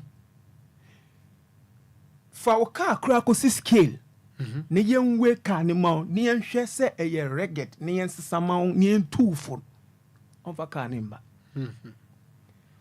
wa fa kwan bi so wo station ho am mo nyankofuo bi na uye mate na o drive anajo a ye dey apply license ama so we have a lot of duty on our roads so nobody should come and play politics on our road because already know there's so yeah no yeah to mean sue yes I the fofra be kan fofra be pay so nti yes politicians for ne say so mo wo mwa emma yen wo ya kwan so a first have to solve our road problem our road network every deep political party biano should first think about how to get the roads done in the proper shape from then we move forward to any other thing to safeguard ourselves. You cannot know yet 10 years no. Ko share the rate of accident. Germany know yet 15 years no. Ko share the rate of accident. Sweden, UAE, ko share. Omo improve your roads ni nyina wie. Tena se no mo hu say ya yen share da ho. Ye share driver bia doctor hwe no weni wakoma yare how site apart from that how long do you drive ni nyina wa alcohol ni nyina wo munim ya hihye egu ho and this is a long journey for we your movie go boys in we it is still headache on us for Ghanaians and you know politicians amika bibia say they can play anything play it we are good to listen but do not play with our road safety. DLFM they should not joke because here they know a dead body. Any little slight mistake a barrier. Yeah, they it can be reversed. The pamachomunte a power. Yeah, they know a little mistake you make on our road. A year. Yes, Romo. So they shouldn't come play around it. And yet, a very fragile. MIA. Tia Pamacho. Wamundio politics. We know. Whatever they want to take Ghana, we understand them. We are praying for good Ghana. But when it comes to road, any ye hunshishaya, a momo mekano trakeke, nemo momo beka, womon fanshishaye bi, and come. Okon, Semidimanu be see as 15 now, the mamina. They met me aka acheba o miane say anaga na ni bia say the papa ne cry no enye boni o enye new in the world ewo ho edidwuma wo kro bebre so nanso yemfa sa kro ni toto ye kro ni ho say ye papa se ye besi sa gina ye na na nti doctor ye de o de ba nke ye be som bat ye be rejected because Ghana DLFM 106.9 10 years no 10 years ne de fine ukita me fan say me cousin bi ba Ghana recently okita Ghana driver's license ebe wunti oko US okodi 1 year okay or the call me ne na ne coin no ko renew na de peacefully and or the coin say okita wo ho 10 years no renewer ko ba ha problem bi ani ho intinka advantage wo ho and some of the advantages this so ono ye foreigner no kita ne licenses do betumi use wo ho na hu hia sen ko beba no abe renew and obe send beba na so be friend renew amano what I think 10 years there is good until I would not condemn it never because a idea ukrobia practice is working for them. How did they made it? Once they have make it, meaning is working until yanko suya di omo ye emani ye e bi kromo san wo challenge you but omanya ye wi that's right but ade bi de o copy obi a now de wo de onyansa kakra den aka ho nti ye besre se sa no yankopon ya adom no beba ban mu de beba dia ye sre no unko sua ni yie ana wontu ginaye ni yentu ye hofo e wo sa ginaye sie soko e ho na me de ma no besi but na wo de wan wese na me bisa say statement yi ba ye no I think almost 2 weeks ye were duty bearers in road safety yen papa don't mo na spearheading when it comes to road safety yen te woman can as to whether they are commending the statement or they are condemning the statement. Meanwhile, no, it will direct effect, whether negative or positive, on we as Ghanaians. Why the delay? Okay, a hundred dear. DLFM 106.9. Could be any campaign. Yen jinim to we do be any campaign, and I see me ba ma be buoku na the DL for 2 years ya kobuni bi, you know. Or the campaign inti will be our concern on road safety no and of our don't team no o mate but ye de be komre mu a na ombetumi asore agina what must say because untumi fa nkoshe ni putupuru sa I mean our laws are not like that unim your law here be bro so parliament you know people who show concern before into running a campaign and it's when I say campaign message, you know, bebre na baba out there, ebi wo out museum, my friend, it wouldn't make sense. But because say, Obama University for 1 year free. That's right. Omuntia. Obisi Okogyeabour no akotia. And no running obadia, your beans in the big count. Obeke kan your ma a tom mutirima, a yaw dem kwadia, you buy it. But a yaw and tokwa, or canasem and natural. So to me, a opinion. But eba emremu ni esu hene na enye wo pe wo mra na ye de ye adwuma. That's right. Parliament abroad so experts are there. Experts in the bit mature say don't force this on us. Let's go through this and that and that. Only sometimes you know me nkonka politics be pray. That's right. Me edumenya eyibi kakra. Eya Ghana for no like I was saying ka na chia obi so NDC no ka na chia obi so MPP ni. Now free education for instance. Say a parliament and omo bro so na omo ye na eba into existence. And yes na do kan ya and at that time na parliament no MC na NDC for crowd say MPP me boa. Na pepe and one na hang there was a hang parliament. There's a hang until at the end of the day never say 2/3 or say 1 second now into share or majority you can see say even the NDC also vote to support that mini hobby but if you watch the numbers at that time sure so definitely say at the pankwa they will vote to support that and yeah the part they will vote against that okay me there Dr. Kanasem say your papa ne papa wo ho ne papa e be di djuma no kama wo ho emre ne keke e na enso ye wate ase nti no se waka na yemfa di djuma of adontin ho son baby obi ondi ne fufu of amembu oten ope ontokwa keke one mama pa omu ni omu of adu fufu embu oten nti yema yempanifo no omu tu yekua ne yetie bi de enye no ye ba beka de ye no so ye ba beka na emom Ghana fo ntie enye new me pese okun ebe new to people to say right. Ebi nsi wi aseda enye new UK for 10 years Germany for 15 years UAE for 10 years South Africa for 5 years and other countries are practicing the same sa emrano ti enye new ati ase but no speed en onya abotre yeti ka lechi wa go hwe yongu o speed na no hye I see ebusia Kennedy na kwadwo Jemfi road safety advocate na menya message bi ewa ha we me money diansa we retired police officer ana on monitoring we say a very big thank you to you and your panel but let me say something about the discussion for today. Okay, cancellation of 2 years renewal of driver's license may not help the country anyway. He should consider the eyesight of driving public.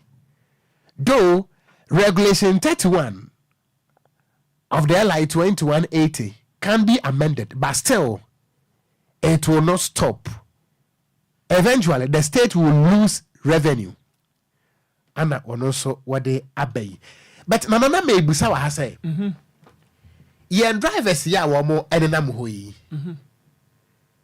teacher ni echira de abosome miensa na Ghana Education Service in Shishemu no ye 2 weeks esi ho se nkwara no mfanya revision de wo mosua no because ye be ho exams hwe yan drivers yi ono okwo for review 2 years kra no and there's a watching driver ni etna say now busa say last month ana okoye renewal traffic light would traffic light I say a driver saying road sign we a saying road line we a saying that is within even 2 years in Puno.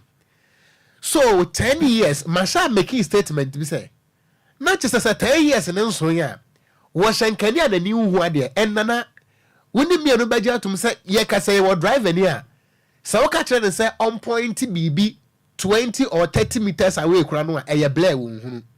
So such person so we just say one fanny pan nanti chroma as a driver 10 years and sunny yet me when say send any hanoa the problem of the country Hentina Okome din kind DLFM 106. Samra we yen Ghana Mimbo be crew Ghana yenye ready consideration nation yen consideration nation for yenye ready because yen fa system ni put in places mami ma one example say yewo ayalolo ana say kufuo basi CB ene erane state ti say senior UK omo anti de sa omo buses British for so be on the buses near there na omo taxis near there and it connect to particular network. Okay. Yenye de individual obi na turn the bus and a opera driver and a driver na ba mo krom ni system mo driving ni ma oni mo baby no be guarantee no the amount oni mo health status oni mo senior what here oni mo suban oni mo say drug addict oni mo say alcoholic the oni mo say yes uti fitria na onya ka obetwi oni mo ketwi oni mo experience awo na wepeja car no the amount say fakoye ejuma na fa ni sales burn. Okay. The owner is concerned about the sales. Now let's put that one aside. So imagine say your system now a design it to say British for system and not Dubai system. The buses and everything run for the government. Hey, easy. If you're a driver and you want to apply for such a job, you go through that system. You go through the driving system, driving school till you pass. Because chief drivers near the government sector, they go through all that before they give them the license. Into so drive ya banya. Nini ya uncle I test. Onu crown obekas in nini ya mano. Per diem ko checking the eyes. Or no be catch the company now because the company be are driving, they'll ask all that. They will need all the status. Sure. So that system we are running now, and not anyhow. Because uko system is very good. Maybe be at some fan say uko drive baby to say car bell company. Yeah, they will check you from your head to toe and know your health before they'll give you the car key. So unko fa some company. No being you. Same way you are driving ministries and Avibia. The same way. The system no have to be there to cover everybody. And how do we start that? That is why I'm saying say enyan do yesone the year can you the year can say a binding ni on transport system fully to overshadow the ones the privates are doing or individuals no warm cars no. So you can't even mobilize all of them and check them well until you collapse that system. And no class will be collapse and easy because we can't be saying juma now what the ayalolo na ba more. Now what the kufuor buses no aba more, so you can get the trainings. Say Uber and more then the Uber system have to be like that. So every system be peka equibiano. You are working with your health status. Why obi bia now they are called apply. And this is system it takes time. And yes, also sorry now wako boom, but they are working on the boom boom because mate. Well, I'm matching. Nani driver can suaka itwi watena kai mu 2 years nhutwi na odi amano no oni nemo si ma promise you say utwi kai to me wia meboa mo age license the oye me de no ma me no owo ho enti no mean say the system is broken a little bit enye too clear. It is such a system. You see, you per se, yes, sir, the abrofia bi na baomia de badia. Then we have a big job to do. Until we some question now, I will still go back and say we are not ready until we clear the system and cleanse it and make it easier. With this, we can do that. Because it needed monitoring. This system need monitoring. That's all. Meda say enti Kennedy Nana Kwadwo Jamfi ede nanoesi wofa edin kan ma yenkwa mo a etoso emienu. I think say how I am penny for no I see a digest wofa edin kan no we Ghana ni a wonso wanya ntiase bi ye bia homa no a wobetimi a kire wadwen ma menkwa ma sha bobo bi ho na mene no eni san komo we me wi amesa banana Kwadwo Jamfi ho Masha, ye can road accident here. Baby, I would tell we a potential victim.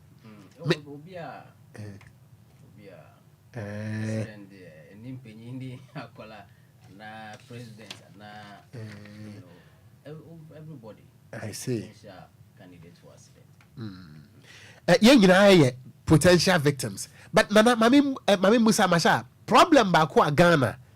Me sure so begia to Ghana ni baby agitum say a war ya Kwanso and untia accident na ye mo no law enforcement say police for no minim say moto no e de ma wo no no minim say bi a umba ensure safety o say bi I don't know but yenim de omo ye which we all know say yenim kra no a we've heard a lot of clamor from the people.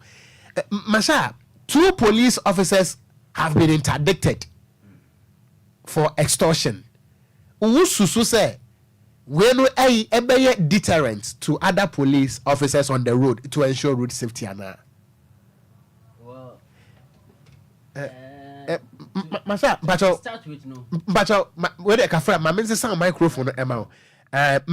Ma me okay, bacho. Aba. Yes, with them. Okay. Bacho ma me To start with no, on say Omuta ka some be say education without enforcement no entertainment. Education without enforcement. Entertainment. Oh, I see. Just the bia utro mo de na wan ma sa de kire na anya adwuma. Agrobi na edi. Enti say yes obi cross road say echi no na jiska say na say enfa no corporate na ye nya. Na say ye di agro because obi adu ha obetwum. Obi anya no hwe. Aha. And police force is to enforce the laws of the country. Sure. And say omu Okogyeabour without enforcing the law. Na ye chi omu dia and it's a good news for us. Say they are reprimanding them. And na ya chi omu asu say na be ya other police officers no enkwanye the same thing. And say no you just one. But what other systems are there to continue the monitoring of the officers and the road users? That's the thing. My memoir video. I think my taxi driver and video no. If I told about taxi driver and video no. Me patro ya the video be to Facebook no so we me ankasa na enra me try na hu a when be cancel so dia you are. Ebusia video no a eda so no me pesa obehwe bi o Facebook no so enu aka metimu na me ka kire driver ne say wo de wo me driver yi ema me pa taxi driver wo bi a watu afri ni fie na ne niam e won dem a watu no mo ma hwe table akese egu car no apampam na we no wo de nam UPS traffic light na say me ankasa enu a me duru ho no police form akoma 5 our motor so our traffic light matter yet still drive anyway tram enti oba your Facebook no so a eniema yi a ekuri busa ho se road safety ana bisa ho se we no baby a wodi free ni baby a wodi ekuro no se baby a wodi free na bia police ni ehuna baby a wodi adro no de na police for ho because UPS traffic light na say police for ho no a wo mutiti motor so enra awia and me try video so nana side me be say no don't you think say a raise perception say what you second na what they cro on say this is insecure law and it's against the law but me can say omu adebia yeka all the time say education without enforcement is entertainment. And they say we na police for jina ho na o man yehwe obi so be ho say oh Charlie so obi edifa na mo anka hwe there enemy so betimi aye na kosu na indiscipline no aye bebre o kwan so. Nti very disturbing for the law enforcers to be there. Say obi hu say police for jina ho na de enya no kosu na o mu nye hwe fa ho. No very worrying pa I say ye bibi fa ho. But and we can say we have to also monitor the law enforcers. Until why and then monitor who watches the watchman. Exactly, that's the thing. To ensure say oh ya small say ko jina UPSA traffic light. Ye juma say boy say movement will be free and flow. You understand? Yeah. And after so when drivers and other road users are doing things that are not good, no enforce the law and arrest them and talk to them. And it's nipa no ko jina ho na wonye sa de ni na who is monitoring them to ensure say they do the work. You see, so those are the things that we should be looking at to sanitize the system. And see, man share one side okay. Say all the time drivers na omudin semboni. But omwa ye ko jina ho omko jina ho say omu hwe emrano sunsu no omu so adwuma be na omude. So omu jina ho ka omu hwe omu phone so ana say omu jina ho omu ya hwe han de ekoso bia ekoso keke. You know, so those are the things that we should look at. So who say when a lesson to others in a way, I mean, you cannot write it off entirely. Of course, say you na ye jumana obi akodin semboni na ye china. I mean, we will be conscious. Say no, I also play. I also fall to victim if I do the same thing, and that will serve as a warning and deterrent to other police officers. But we have to go beyond that, so that it will not be a one day, thing. No, and it shouldn't just be those in the city. It should be across the country, our borders, barriers, everywhere. All those things should be checked because things be about the police. I think now the new police chief IGP be found we should continue in that way and change the face of the police to suit their own motto. Service with integrity. And the own motto is service with integrity. No. So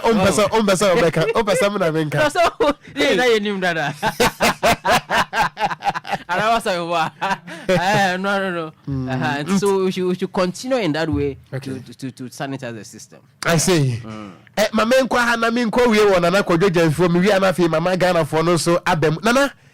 Two police officers, Omudi and the Lance Corporal Philemon Agbevem and a Lance Corporal Peter Gbadagbo. Ya interdicted one for extortion or makwadiji sika free motor riders being drivers behind they are interdicted, meaning when enough deterrent to other police officers, and when they bet me I'm making sure say the police on the road will do the right thing. DLFM, you don't sex it as a scapegoat. You don't set it as example as well. But a idea you're common to Ghanaians. Police logistica is not new. I can't say Sana yen saying ye anymore. Minim the entire Yajina so de Eddie Yomosa. But I mean any new one area anymore. Okay, say one area. And then you should know police was a much police. Let just say Ghana for no a hunayana. And then no can say police castle will resist scam buying and the kind of money are buying to media fixing your traffic lights can be break. Sir, yeah, I'm telling you. See, Okun. Yet one video one video akwano ni scantia. Police no jina no hwe car no hwe ne oma no eyem afisama video ni bi madaroma eyem kukuo table driver no the driver to the car to the goose and to the owner mfaso bi eno ntu ono ha no ntu moto nkochensi no. But if this supposed to be DV and a table way that DV no crown you wanted that DLFM, DV no bano or you wanted from afar. Okay, now or the table asanso project no ho se meba I said that what they can't take it akoto wi ne achew okay so ati ase we no police ni no ni hu hia no because okoho a obekasa ache obeyi nyoma negu ho benama na ye obeka che se sike kura ni nyina o charge ye no ndu 20 cedis into on ha no ho but oni obenya abotre any DV okita logbook no waka che so ofri ache mota na ko besia ko East Legon but ni refi so log to East Legon obegino because ni okita logbook no right to but ni refi so or return it back nintin wache no obegino na okun menim madam fu bikokweje maboni di yenam traffic light here wo Flagstaff House anymore when we say lanes no eba ege 3 ebedu ana bankwa branch afa asori na ewo ekwa DVL follow good yenam sa 3 lanes no enti yedu say no ye show navigator na taxi mienu di enim enti yentumi nkosi the outer no ye call back mienu a ye see outer no branch here the policeman say wache aden ya o say yam branch free that far away and I'm say boss can no creation yakopeni see we who navigator because I know they are so far 106.9 say mo dey say ndey Sunday go mo share ni yanko I mean but we have a conversation at the end of the day I also educated him say wo sa line na wo kra wo ko ho no I am a Ghanaian to sue whoever take care of the road because I line na paper enka ene papa mu a sa line na indicate say me correct no away paper any home GB house anymore paper clear and trust no na but me de madwin nim say the obu akose and the light so a mesumetumi obu akose that's right so I trace because of this o de emfa no tonche obi o new bi o drive o ye Kwanso we are really suffering on our indication we are even suffering on our traffic light already so ye cause ye sue crank ye cran ye right say sue all the time that's right so but ya jia to mu say I say ye nim do be di ye nim si ye jai omo na omo so ba ye mfunso ketwe bi a na wo beji me na wo di nipa mienu beji on say wakoji sika bi aba intino sa nipa no me ye ni say a ene say nwumre ya akoka so police for kamu nyina mbejai police for egu say kamu nyina mbejai because police need to cheap motor rider listen motor rider and the question is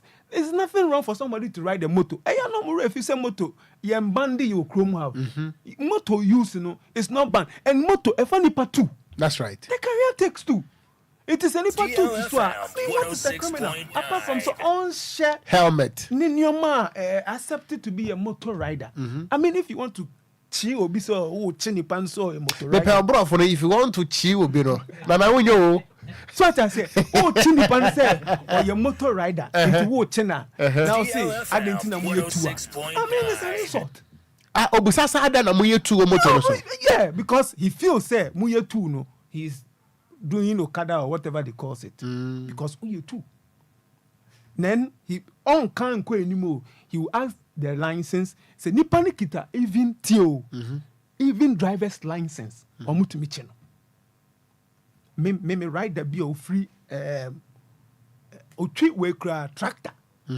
otwi tractor otwi moto or your company rider na o free he minds nearby okay ti obesra me na no the idea bre me na me penintem to me so on fan bre me wo me feel ho police ni che no and I say me want me what license me to me dey twiwe nyina that is license F or the license nyina che no see na motor license no way original so the she say omo di boom but some man fan boom omo how because license no man in classes good according to the type of vehicle na unim masha de mamemwa okakra for the past 1 month the nana de were aware say yawo yem papa DVLA National Coordinator for Compliance and Enforcement and then na bibi ntiera no ama yera Richard Kwesi eya baby a wo bia na yechia this question yebusa no last 2 weeks yebusa no say so say me driver ni na ebia Makita license A, Makita B, Makita C, Makita D. akwa the editri first forklift and the tractor here. Yeah.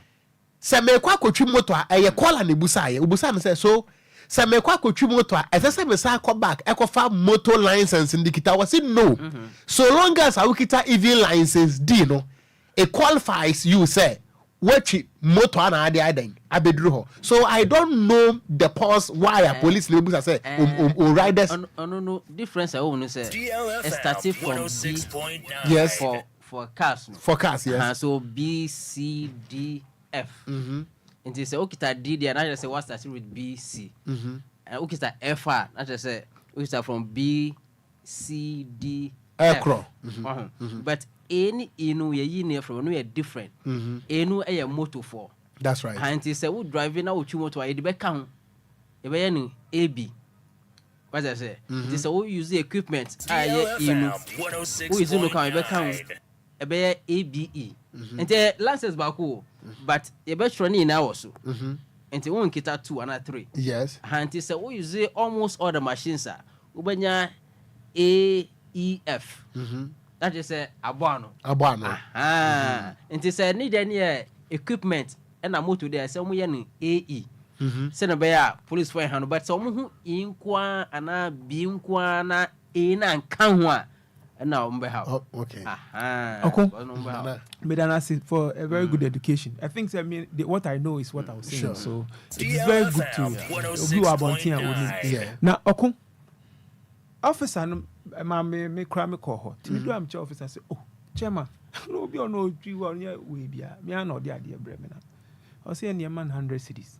Police in there. Yeah. Wabo. Straight. 100 cities. 100 cities. Obo na so no dane no koe na me no koe na emesre because koe na me frɛ penny or chenze na chairman sana mu yedwuma ye mema mo 100 cities because of onfa motombo obi oshia na oche no ohye ne helmet all right onye okada or whatever you call it but also provide a license or prove say he has a license but also eno nye moto there then the man one no koe moto there mre besides that is the rank he is. It's office and the tenene, and as I am Munkofa Kino and Mutumoto Freo. What I say, it is a year 2 obi, nay jai obia, and until I'm used to a year in Nimono. Okay. So what I say year 2 obi dia, then it should be the whole system. And I was say, ye cleaning. And I say, a system na mu cleaning so dia, and ye penny for no mumu shechi, and I'm yodium because Munim say.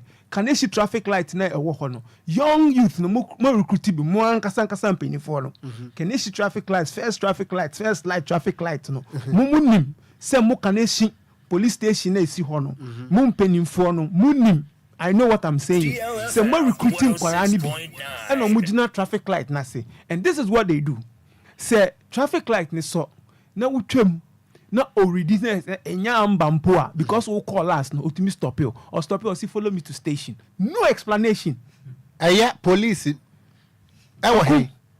Kaneshi first light no explanation no what in the obey no one kasa ho okodua or go and see my master and when you get there the question you keep asking yourself say what is going on here now master ben okay one trauma no asem one bisa me dia me ye ukodu ho wi a na onu no master na bisa say what did you do I mean but I think said what did I do say I think said there is a problem minim masha minim driver near me Okogyeabour ameti ho nana say medru sa police sa traffic light na say na police no catch them say wajina me na follow me you are crazy because one regulation 47 was it production of driver's license. You see, we are learning production of driver's license. And say every police officer in uniform can inspect your driver's license, but inspector and above can retain your driver's license. So police ni wajirame I will see follow me to where to station. Oh, Jesus Christ. Okay. I just a mean trick out Okrom. Yeah, fan on so ha. Say yes, yeah, Chibia. The Uber Chenuntina me boy for make a cancel. I mean cash because police won't be brave. I'm a number 4. Say a chinkwa dia. The same Kanesi traffic light overhead nasi. So we could a moto. Listen, we a motor rider. Would you go and see how attack ready for now parking just. They don't mind them. They don't even need them. Mama, you're quiet no bridge na say amana you one route. 3 lanes no. Omodi no. Abrom rano so to that extent. And the police knew who ye. Station ya momo. But omaba main road no so asan fa quiet na. E 3 lanes or 4 lanes na aye no 1 lane. Police who you. Innocent rider no called deliver ne duane amobi no. Or do sa traffic light na say then they will stop him. Okay, omo expecting ni na area. Ye be sacho ni asan gye no 100 cedis ye what time bia mu police for na kase ye bechichi okada for they know omo month bia omo yesi ho say ye bechi okada wo mu nim na nye the same okada for na IGP e kwa kire omo say do mu sintwi moto okroma nti wo ho a ne baby eye adwuma park ese Mamplobi police station so boy say moto me I'm not supporting whatever but what I'm saying is say now the youth have changed the Okada perception to delivery perception. They have changed the mindset. Me tell who so more fadi jessica, but I've been seeing say companies be crabba or more deliveries. And this is also an employment. It's going on everywhere in the world. And you knew Nabiona Okada no krano illegal no because regulation 128 illegal no. One more police chief IGP Ghana police chief committee one and one meeting. So why would you meet illegal people? Would me kasaba me argument me argue now ne say DLFM Enquires turning into delivery. The only thing you need to ask them is the license. That's and be an insurance. The insurance. So to me provide here, but mama create more time to do that operation. Me can that out. Me trebia me ride that. 100 cedis. 200 cedis na me send akwara no. Ye de omo come Mamplobi and or say ye de bia badam suman aden or say your operation. No I'm saying I mean so where's my goose? Or say me goose no e wo me chain and the man and I'm saying I mean look at this. It me fresh or me officer nkasa. Oni do ka che me. Chama mo dem ye juma na mo ye na am so nim. Me goose no e worth even more than the motor.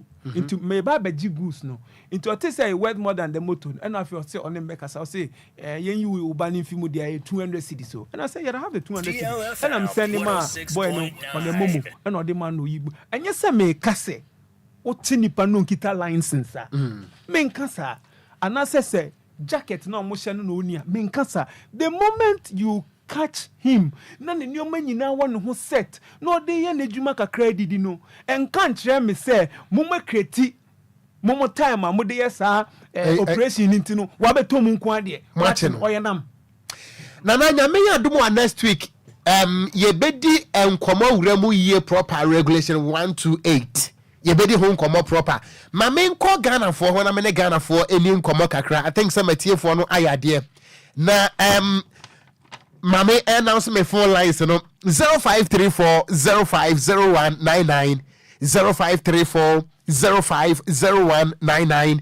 059340 6565 0593 40 65 65. Good evening. Okogyeabour Abdurrahman, Lakeside Estate. Eduma Dase. I mean, Tio Mpacho. Mpacho Jina ye. Ojoso. Yeah. Also, the Ghana police are one of institutions they can mobilize money for this country.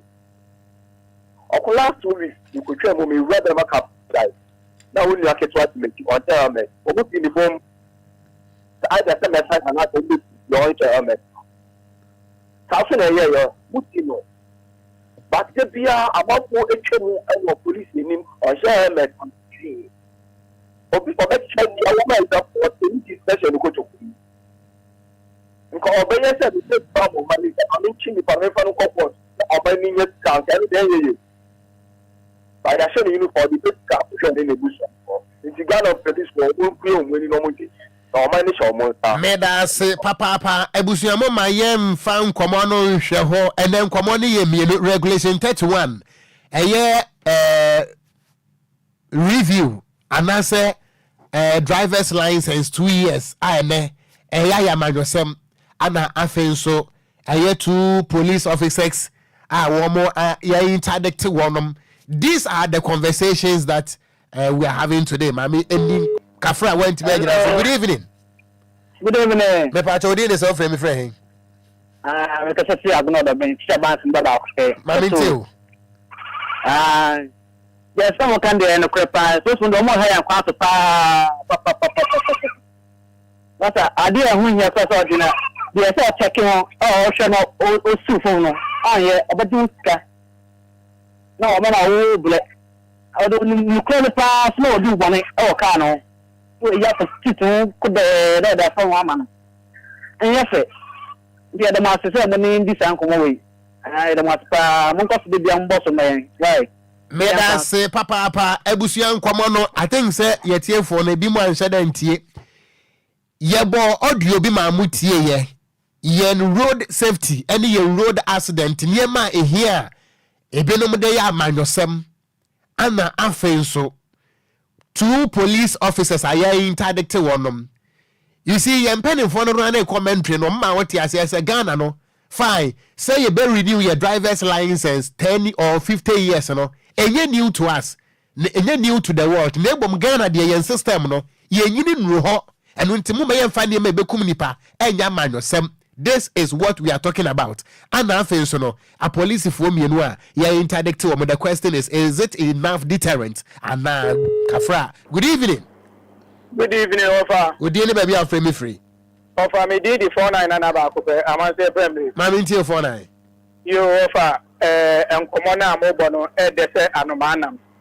Now, Offa, you woman say, save you, your papa or my penny, Levi's Waka. Name media me who say akadie e wo Ghana ha sei e be boy amata 10 years no aye you know offer any ho. And then moreover offer me ankasa me use car enye de bia mpo na se bi wan kasa kra na wo soli a wani eda ho yie e de ma wo.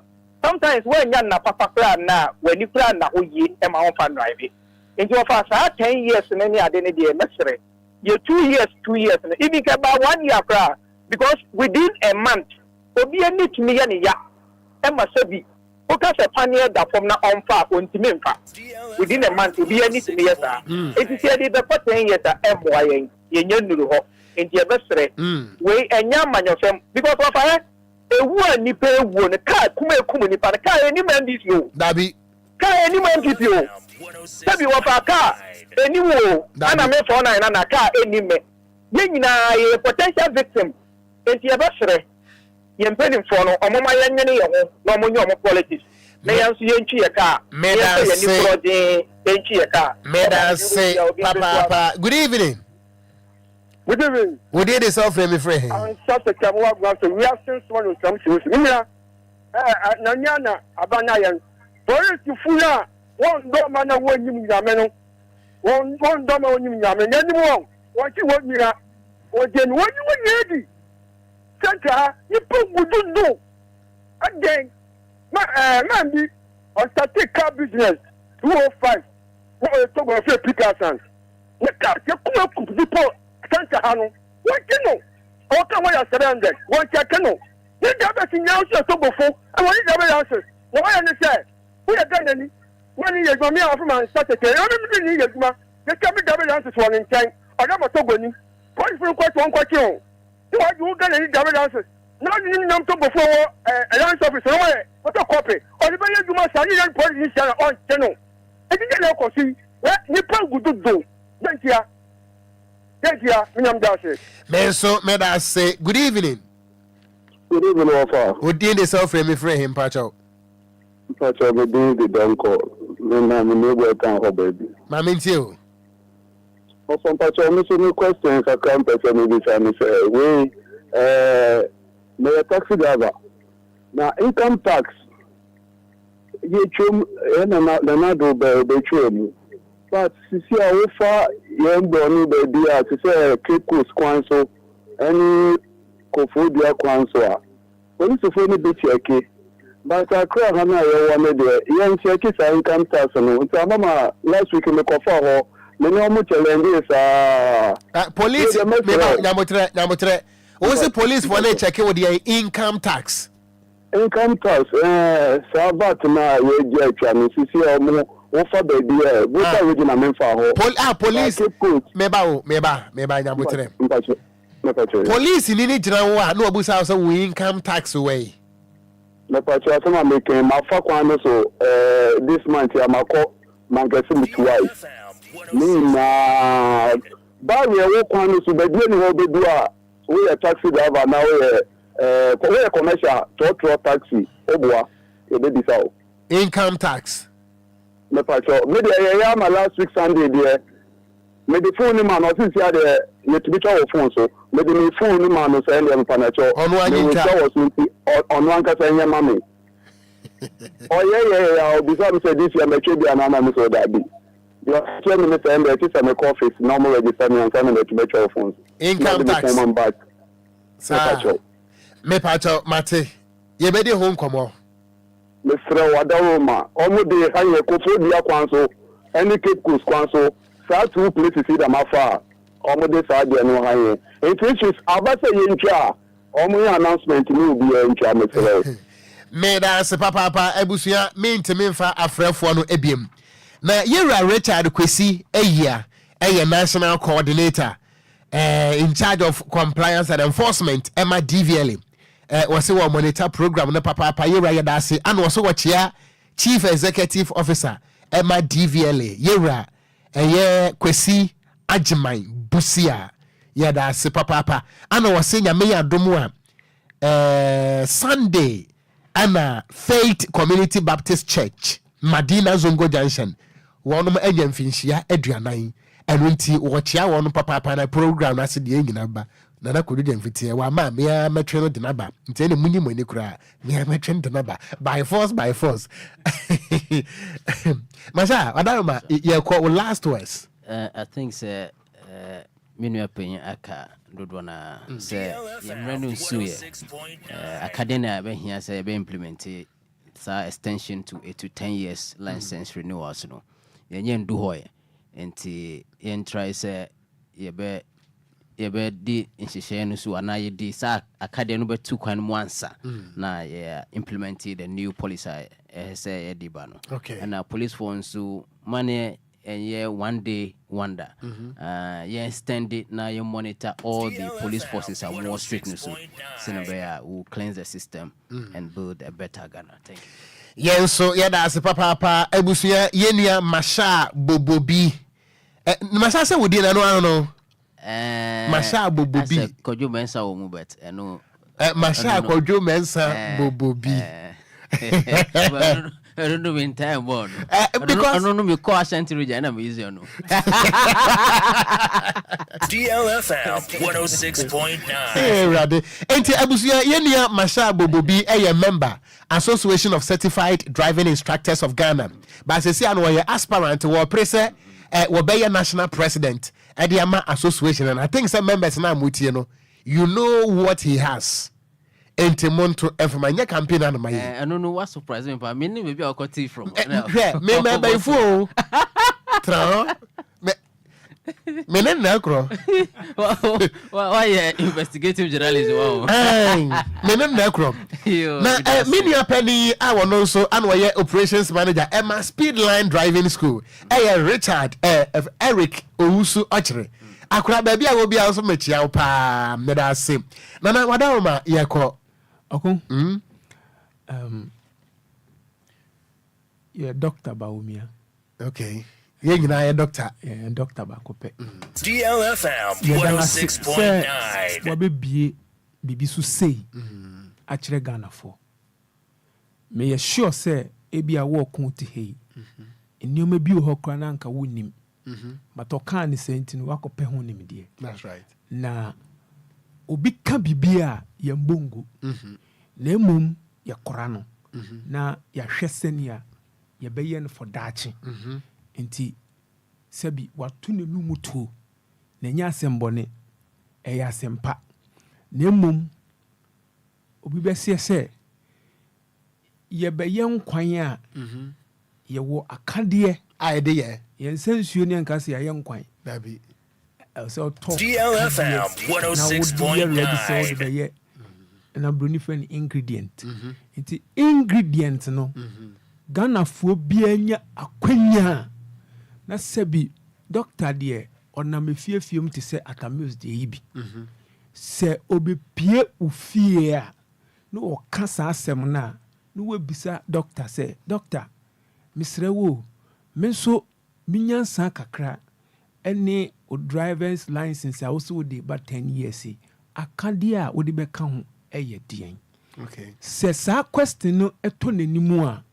wɔbɛdwendwene ho sɛ Ghanafoɔ sisi a ne ɔmo nyɛ nkɔfoɔ bi a yɛbɛsi so ɔmo kɛkɛ dabi wɔmɛsua nyansa ɛdeɛ nti na wɔmɛsua nyansa sɛ yɛsɛ yɛnkɔ free education nti efie biara where there's educated there. That's right. Nti ayɛ nyina yɛsua deɛ nti obiara ma mɛka bibi kɛkɛ ɛmfa no ho ni ɛmfa dabi woyɛ mistake baby ɛde wobɛhyɛ no owurɛ bɛhɔ ho ɛno na ɔkɔpɛ sɛ ɔde doctor hyɛ hɔ do but sisi a ne yɛte deɛ bɛtwitwa akye doctor kakra na ɔmɛkyerɛ mu sɛnea ɔbɛsi fa yɛ ne deɛ no afa na yɛmbɔngu na yɛhu sɛnea yɛbɛsi fa asom no na mmom 10 years ne deɛ yɛmmerɛ nsoyɛ 10 years no deɛ yɛmmerɛ nsoyɛ but na wode wano asi ma mu sɛ wo kae saa anyway a sɛ nyɛ yɛn yɛbɛ pass yɛde yɛ dwuma wie kɔ 2021 mu enti on which grounds ana na yɛ radonti gyina so a now I assure Ghanaians say latest by 2021 the second LI will be fully passed by the parliament.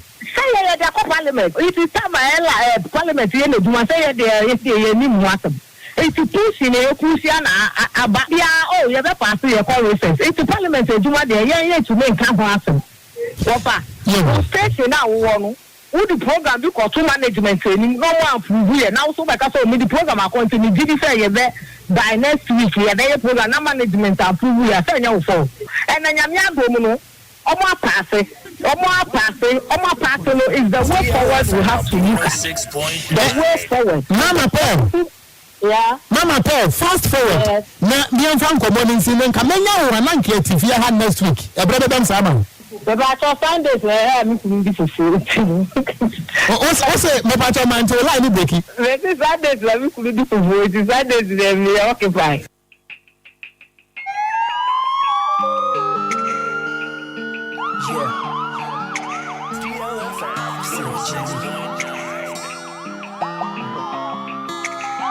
We need to be careful. Don't drink and drive.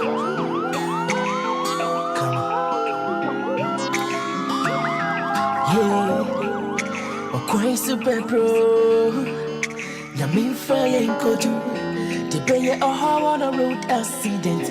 I wish you had said a brother, my Kwani, I did you media no see. I wish you can check the time from the studios exactly 5:10.